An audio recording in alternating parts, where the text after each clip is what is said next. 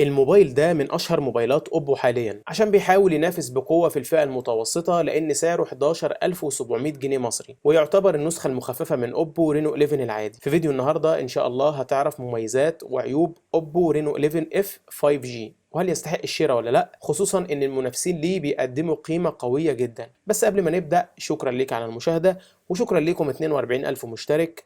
يلا بينا نبدأ الفيديو.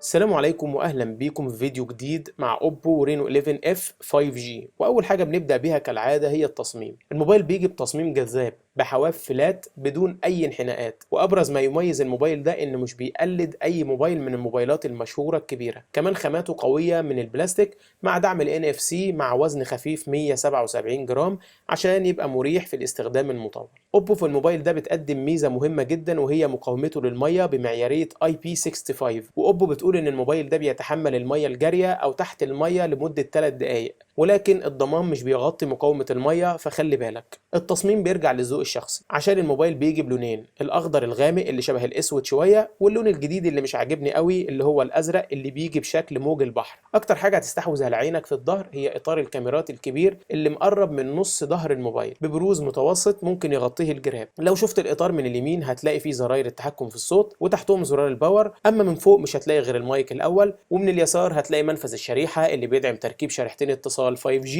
او شريحه واحده وميموري خارجي معاك لحد 2 تيرا بايت. وفي الاسفل هتلاقي السماعه الخارجيه والمايك التاني ومنفذ الشحن التايب سي. وللاسف الصوت احادي مش ستيريو زي ما بنشوف في اخوه الكبير الرينو 11 العادي. التصميم يعدي معانا، واهم ما يميز الموبايل ده زي ما قلت لك انه مقاوم للماء بجانب خفته في الوزن. وده ينقلنا للنقطه التانيه معانا وهي الشاشه، ودي تبقى الميزه التانيه في الموبايل لانه بيجي بشاشه اموليد ممتازه ومسطحه ومش منحنيه زي الرينو 11 العادي. ومع ذلك انا بفضل الشاشه المسطحه اكتر. مساحتها كبيره 6.7 انش، وحوافها جميله وقليله جدا بدقه فول اتش دي بلس بسطوع ممتاز بيوصل لحد 1100 نتس، متفوق على موبايلات تانية كتير في فئته، وده يعتبر رقم ممتاز. الشاشه سلسه وسريعه واعتماديه لانها بتيجي بتردد 120 هرتز مع دعمها لخاصيه ال HDR10 بلس مع طبقه حمايه من نوع باندا جلاس، بالاضافه للسكرينه اللي تلاقيها متركبه جاهزه من العلبه. مش محتاج اكلمك كتير على الشاشه دي لان الشاشات الاموليد غنيه عن التعريف بالوانها ودقتها الممتازين واللي بيتنافس جدا في فئاتها، وكمان بتدعم البصمه اللي بتبقى سريعه جدا وبتشتغل بكل كفاءه. الشاشه دي بنشوفها في موبايلات اكبر من كده وكمان في فئه اعلى،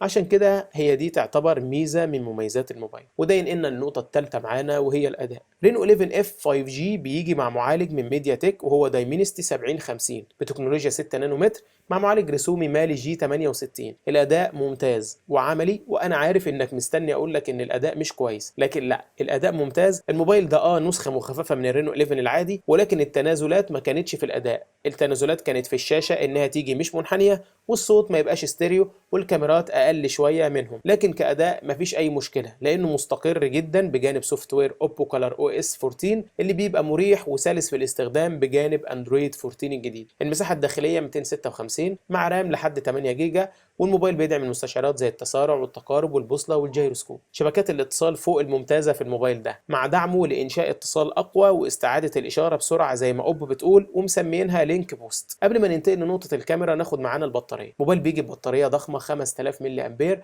هتقعد معاك اليوم وزياده كعاده موبايلات اوبو وريلمي. والاهم من البطاريه انها بتدعم الشحن العكسي، وكمان موبايل بيدعم الشحن السريع ال 67 واط، والميزه انك هتلاقيه موجود معاك في العلبه اللي هيشحن لك الموبايل لحد 60% تقريبا في تلت ساعه ولحد 100% في 48 دقيقه تقريبا. وبمناسبه ذكر العلبه هتلاقي فيها الموبايل اللي راكب عليه سكرينه جاهزه مع الشحن ال 67 واط بالسلك التايب سي والجراب الشفاف والورق الخاص مع دبوس الشريحه. نختم باهم نقطه بنستناها وهي الكاميرات. الكاميرا ثلاثيه، الاساسيه بدقه 64 ميجا بفتحه عدسه اف 1.7، والثانيه للتصوير الواسع بدقه 8 ميجا بفتحه عدسه اف 2.2 بزاويه 112 درجه، والثالثه لتصوير الماكرو بدقه 2 ميجا بفتحه عدسه اف 2.4، والكاميرا الاماميه 32 بفتحه عدسه اف 2.4. الموبايل بيتميز بتصوير البورتريه 2 اكس اللي بيشتغل بكل كفاءه باستخدام الذكاء الصناعي اللي بيعزز التعرض للضوء وتظبيط الحواف ودرجات الابيض في الصوره. العدسه اللي هتعجبك على الرغم من انها متطورتش عن السابق هي عدسه الماكرو، لانها بتقدم صور مرضيه وممتازه،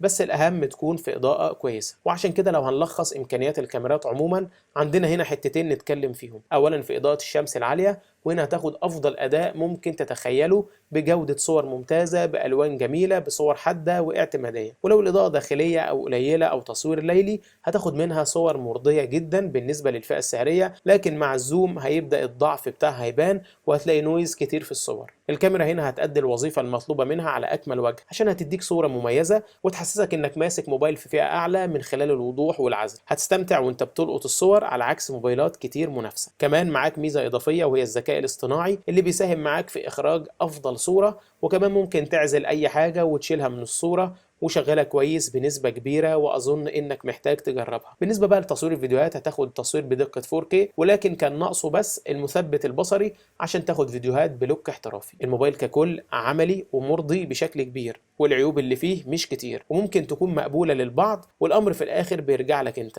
ولكن المميزات أكتر، لأن كل المميزات اللي فيه هتلاقي منها قيمة ممتازة مقابل سعر كويس ومنافس، وده طبيعي لأن المنافسين معاه في السعر ده اللي هو 11700 جنيه مصري هتلاقي من الريلمي 11 برو، وهتلاقي من سامسونج جالاكسي A34، وقريب إن شاء الله هنعمل مقارنة ما بينهم. بس لحد ما نعمل الفيديوهات دي لو مهتم اتأكد انك اشتركت في القناة وفعلت الجرس عشان يوصلك كل جديد، ولو عجبك الفيديو ده اعمل لايك، ولو وصلت لحد هنا اكتب لي في التعليقات.